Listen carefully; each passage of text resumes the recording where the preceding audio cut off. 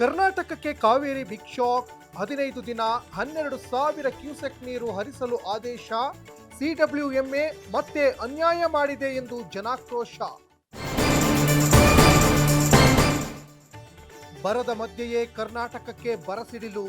ಪ್ರಾಧಿಕಾರದ ಆದೇಶಕ್ಕೆ ಸರ್ಕಾರ ಅಸಮಾಧಾನ. ಮಂಡ್ಯದಲ್ಲಿ ಮತ್ತೆ ಪ್ರತಿಭಟನೆ ಆರಂಭ.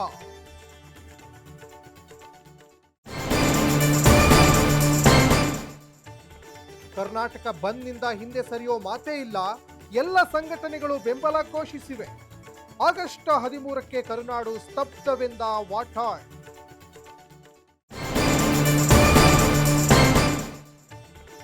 ಅಂಡರ್ಪಾಸ್ ಕಾಮಗಾರಿ ವೇಳೆ ಮಣ್ಣು ಕುಸಿತ.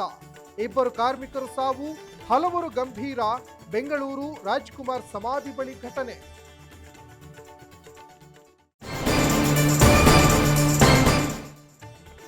ಕೆಮಿಕಲ್ ಫ್ಯಾಕ್ಟರಿಯಿಂದ ವಿಷಕಾರಿ ತ್ಯಾಜ್ಯ ಬಿಡುಗಡೆ. ಕಾರ್ಖಾನೆಗಳ ವಿರುದ್ಧ ಸಿಡಿದೆದ್ದ ಜನರು. ಕಲಬುರಗಿ ಬೀದರ್ ಹೆದ್ದಾರಿ ತಡೆದು ಪ್ರೊಟೆಸ್ಟ್.